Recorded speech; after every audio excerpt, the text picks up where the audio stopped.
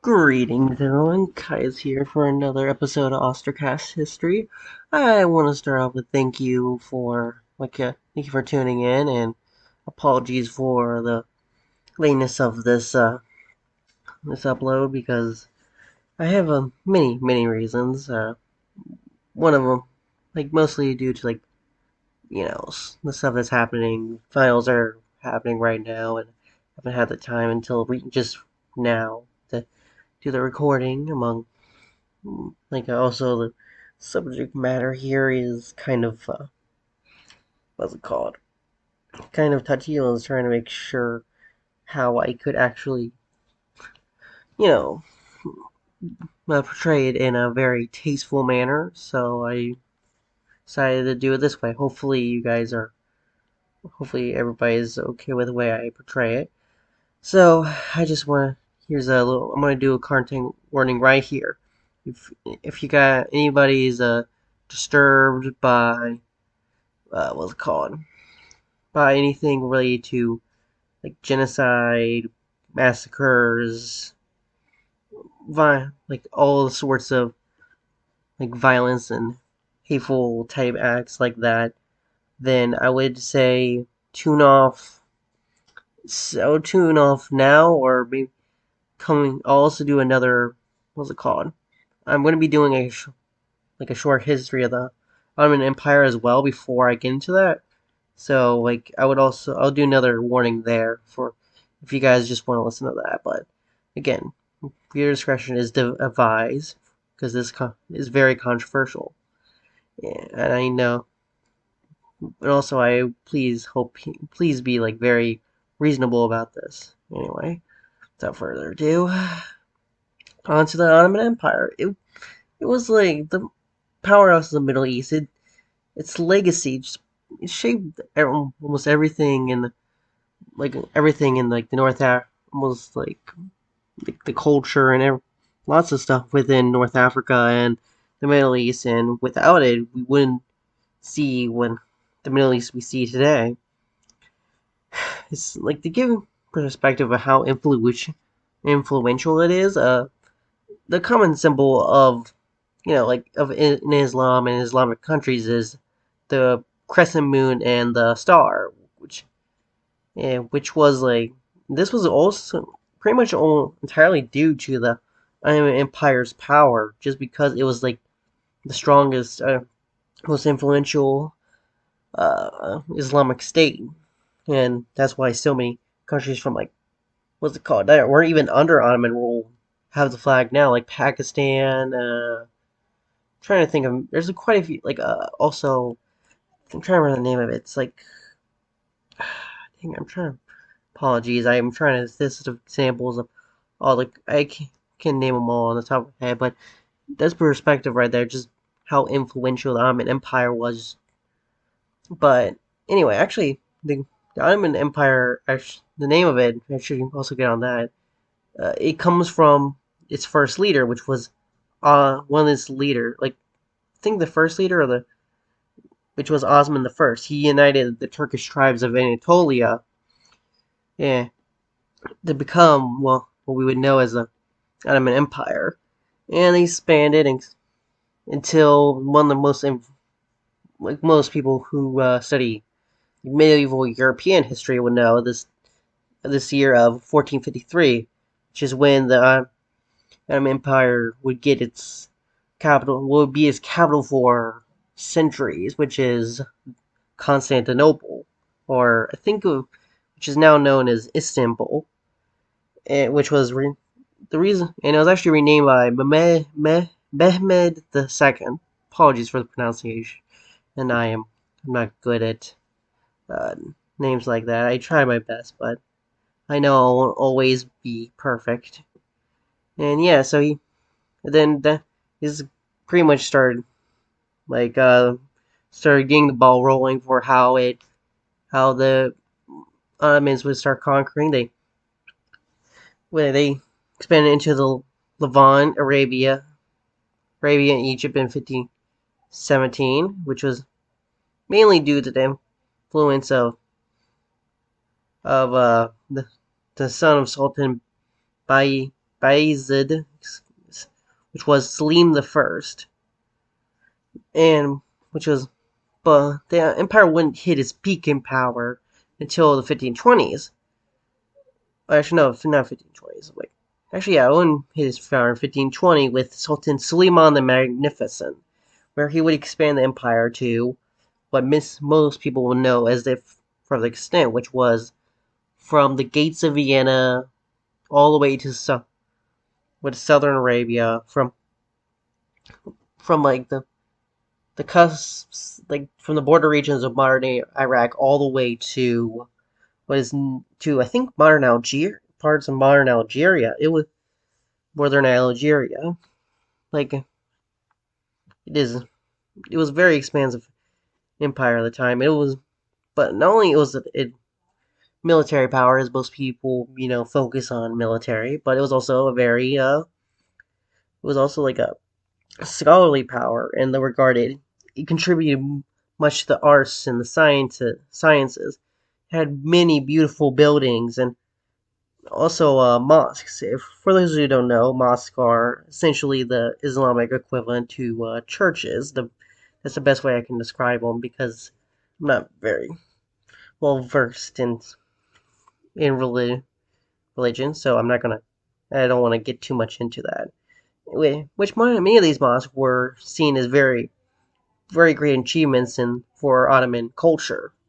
And then there's also many advancements into medicine, and which actually the most important would be they actually created many of the surgical tools which we still use to this very day. Like trying, it's like so many they made. Actually, I can't remember all off the top of my head. Also, Mars, and also compared to other empires, the Ottoman Empire was quite tolerant. Like at least in comparison, like it was like I wouldn't say the Mongol Empire of tolerant, where they pretty much allowed people to do as they please, but they were pretty tolerant. They did not do any persecution or like pogroms at this point, but they did have, and they actually let the people create like minor governments for themselves to set up laws for their culture groups and their, well, I mean, ethnic groups and religious groups and all that to make, to create laws and stuff. But they did have one. They have the Dev Shirme system, which required the conquered Christian peoples to give up about 20% of their male population into. I don't want to say. I really can't describe it as slavery. Most places do, but like it's a very strange form. So here's how the process worked.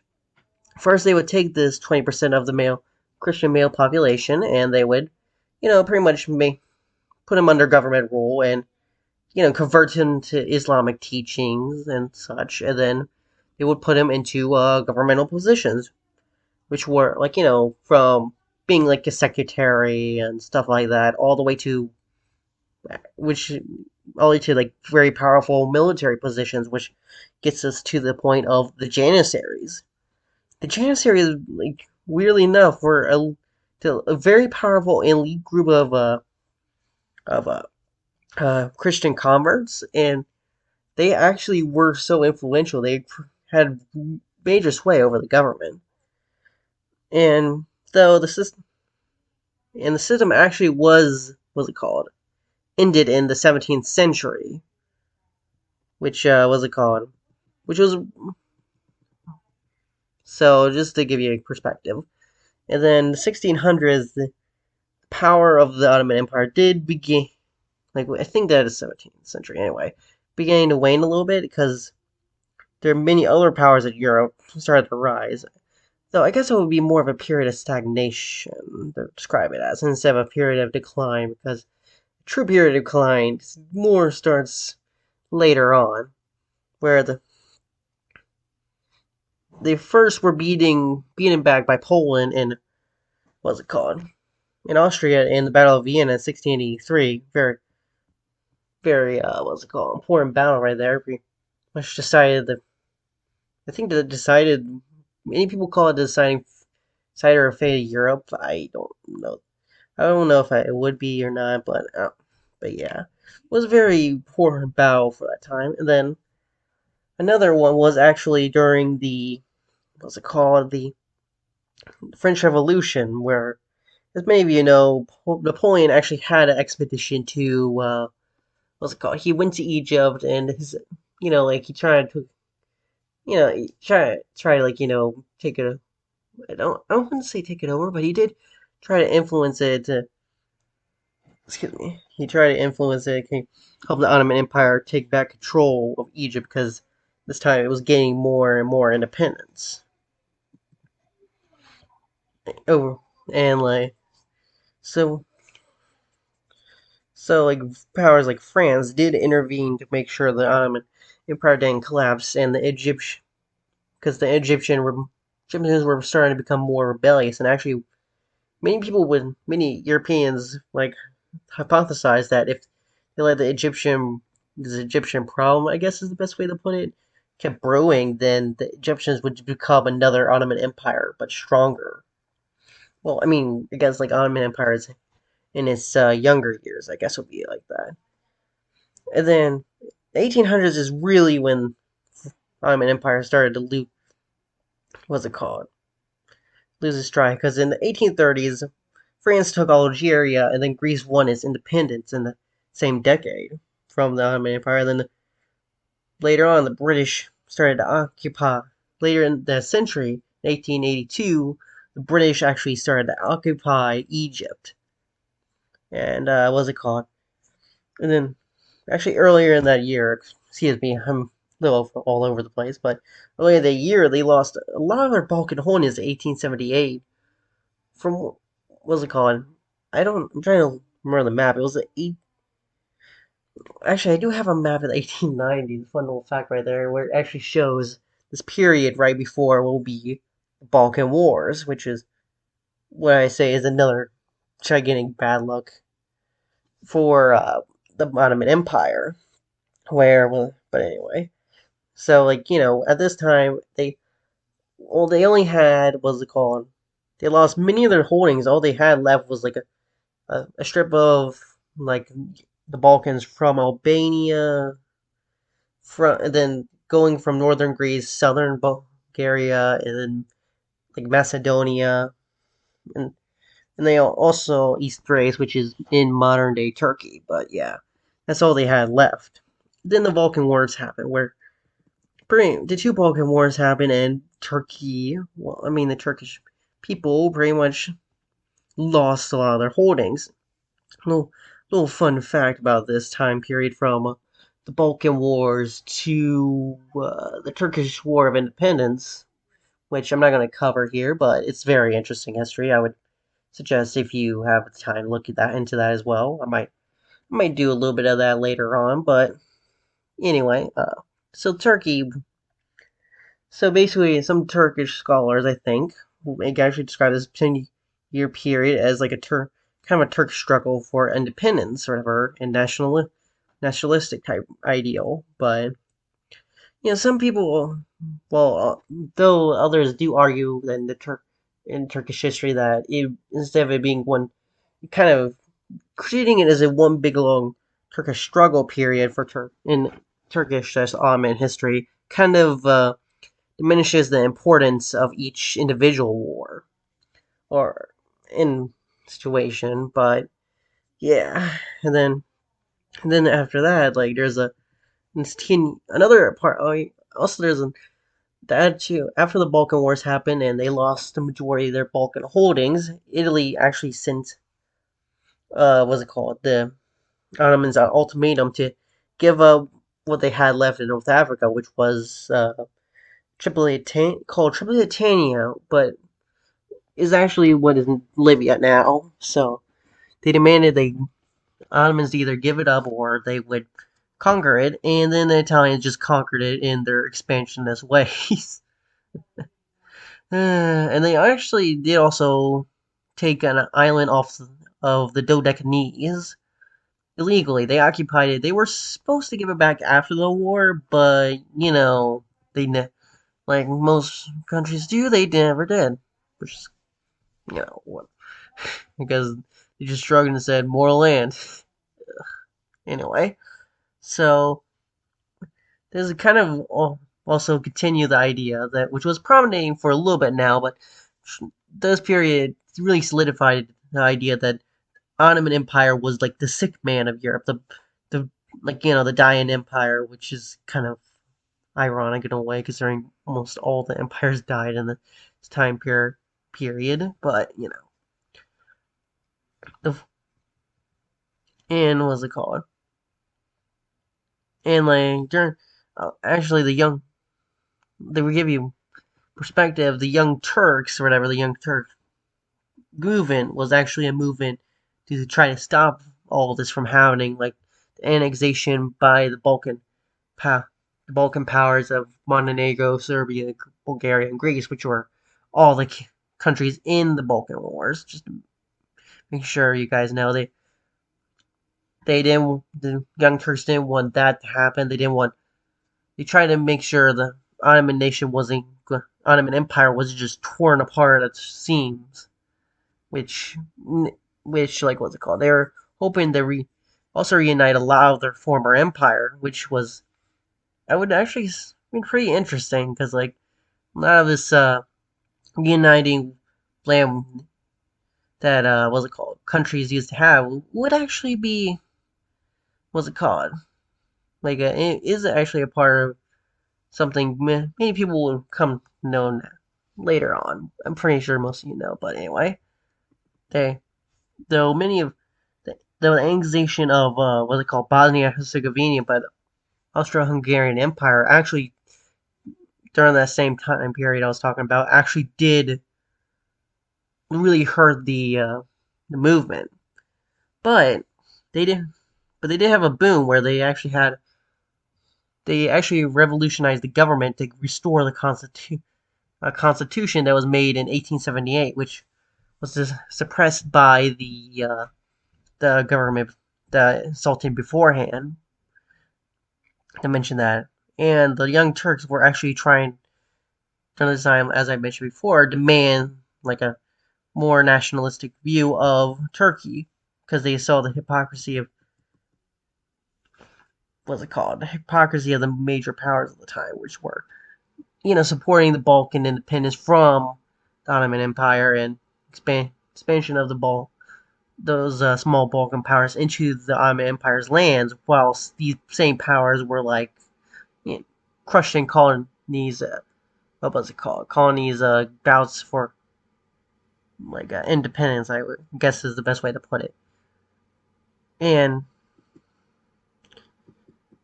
they were very, very upset because because along with the fact these countries were extremely hostile to the people and like these countries that conquered their lands were extremely hostile to the Turkish people, but also much of what the Ottoman Empire is considered to be part of their central land at the time was just in a snap just taken away from them.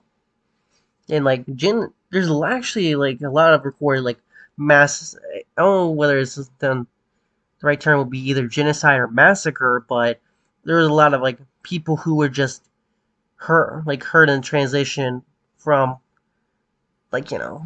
transition of the land or whatever. The many Turks many Turks were killed. It's reported as many as 600,000 were killed in these lands, and 400,000 ran away to the decreased land mass of the empire.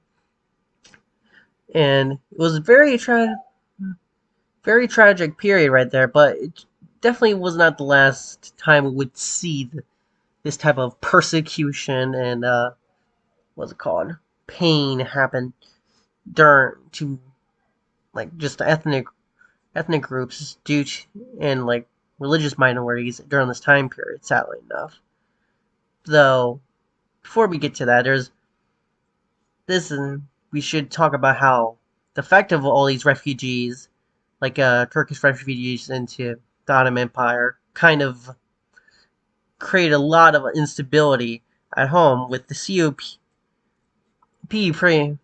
party of the parliament actually declaring a, what's it called, military, not military, but like a dictatorship, which was overseen saw by the Grand Vizier Halim Pasha.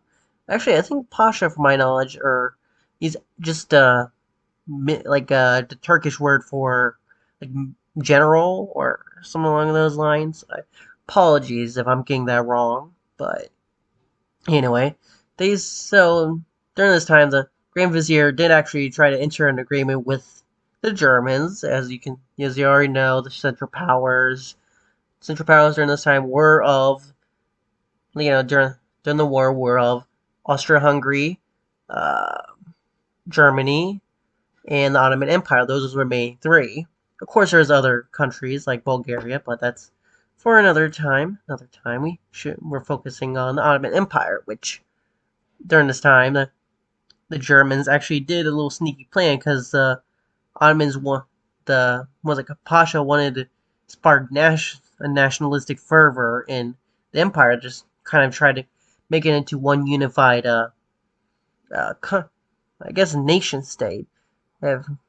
If you gotta understand what I'm saying, like, so he thought that you would get it by trying to trick Russia into declaring war on them.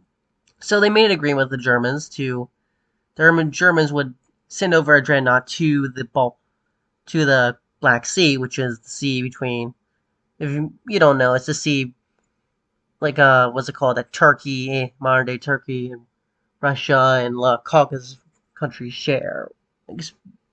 Whatever. Anyway, so so basically the Germans dressed up as Ottomans, like wearing fezzes and all that type of stuff, and they tricked the Russians into thinking it was the Turks of bombarding their shores, when in reality it was just Germans wearing fezzes. So they made it so that the Ottoman public thought the war was, well, just was a defensive war on their part, whilst the Russians thought they got pretty, I guess, Pearl Harbor in a way. I don't know, like this, or another like Arthur Port Arthur event, I guess. Like I don't describe it. But anyway, soon after soon after they declare war, the Russians, British, and French would actually just start bombarding the Dardanelles, which is like the, what's it called, part of Anatolia, like the western, western part of Anatolia.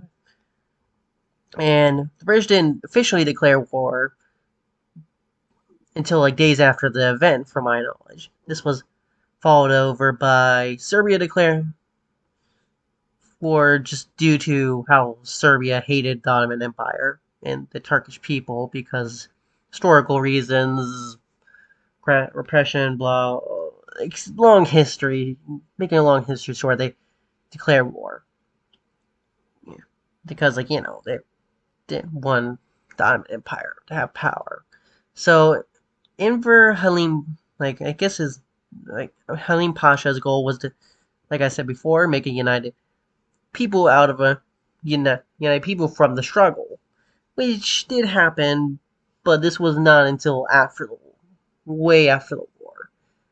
And there's many fronts that happened, which was, what's it called, that happened during the war. There was the Gallipoli front, which pretty much everybody knows due to the Australians and New Zealanders doing this whole entire thing. And it was actually plan was by Winston Churchill, and it was a complete failure, and it enraged many of the dominions of Great Britain for a long time, quite a bit of time.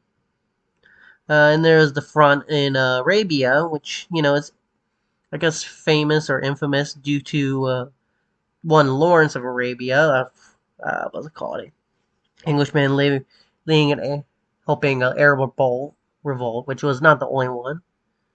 Though, and there's also the front in the Caucasus, which actually was not as well documented as the two other fronts I mentioned before.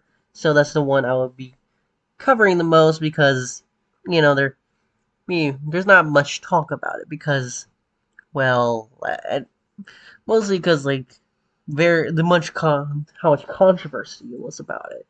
Like what's it called? This whole entire region of the Caucasus front was did really bring out the how horrible and horrific World War I truly is. And to put into perspective, like because what's it called? During this time period of the even during the time period of the tension, there's many like repression of minority religious groups during this time because, excuse me, because the Russians didn't trust their Muslim minority with the border of the with their border with the Turkish Empire there, and the Ottomans didn't trust the what's it called Armenians, the what's it called the Assyrians, and many other Christian groups because of well the because the Russians at their border. So both the governments of Russia and the Ottomans actually tried to foment disloyalty in of those both populations, supportive populations in each region. And the Russians tried to foment Christian revolts in the Ottoman Empire, and the Ottomans fomented Muslim revolts in Russia. It's pretty interesting, and many actually many Christian groups got, as mentioned before, they many Christian groups actually got arms and before the war actually did get started because, well, I guess Russia was planning to had saw the writing on the wall. Once the war actually started, ooh, it's horrible. I know I really can't describe and can't really like say how bad it truly was, but I'll first give what's it called the is first give the perspective of how many Islamic believers or I guess Muslims was the correct term or Muslims. It depends on your circumstances whether the group of people was called. 30% of them were killed in the region due to the distrust fermented by both governments. Because like what's it called? Once the Russian front got pushed forward and then got pushed back again, many Christian militant groups of the Greeks, the Armenians, and many other Christian groups just militantly marched in the streets of what's it called in the whole entire Caucasus regions, Georgia, Azerbaijan, Armenia, those modern day regions, and it's horrible. And then, but this was not only but now it was horrible there, and the Ottoman Empire actually had similar actions, but different. I guess the difference here was the government actually did this themselves. The Ottoman government did themselves compared to just militant groups. So here with this, the Ottoman Enver Pasha blamed the initial defeats of Ottoman Empire from Russia due to the Christian minorities. So he just pretty much blamed all of the Christian groups, like not only just the defecting Armenians, but like all of them, even the ones that were just like intellectual politicians, just people who were just trying to improve society for the Armenian people. So this on April 24th, which is known as the day of mourning for Armenia, all these intellectuals and people were just put to death. And, that was marked as the beginning of the Armenian genocide. And it was, and then that was soon expanding to pretty much all Armenian citizens within the Ottoman Empire and within I guess, the front line as well. I would just say pretty much just the Ottoman Empire, just being specific. They organized a special battalion to specifically, what's it called? To specifically kill and put in concentration camps Syrians and the Armenians and all the Christian groups. This was an effort to, well, Turkify the nation, make it into a Turkish people, one faith, one religion, one people type deal.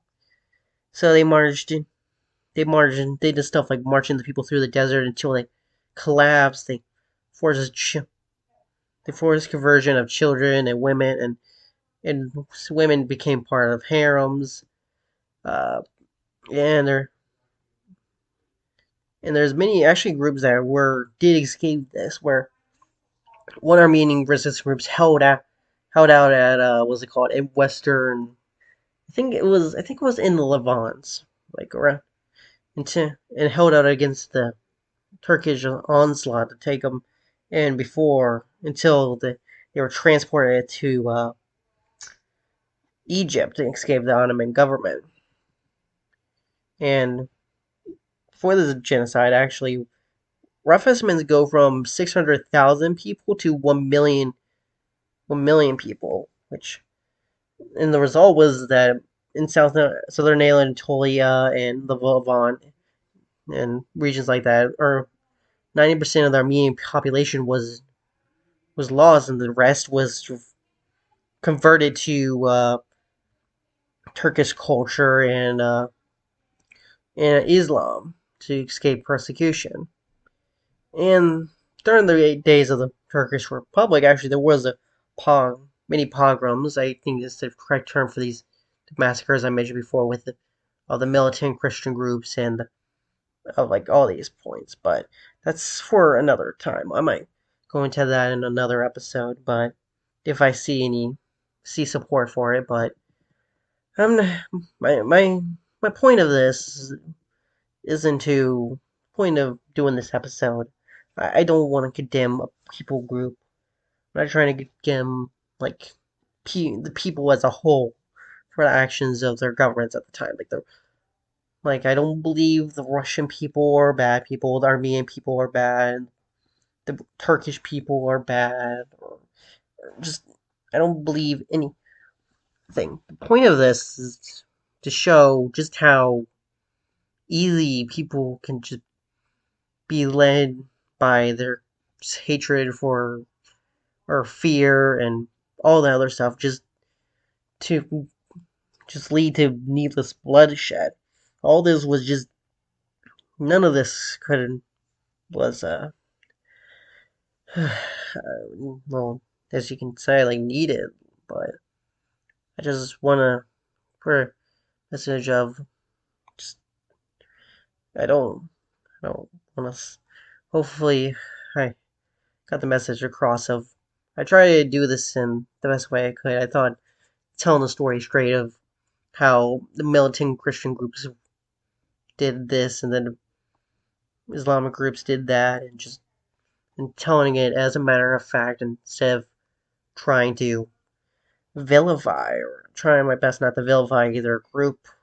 I try my best. I don't.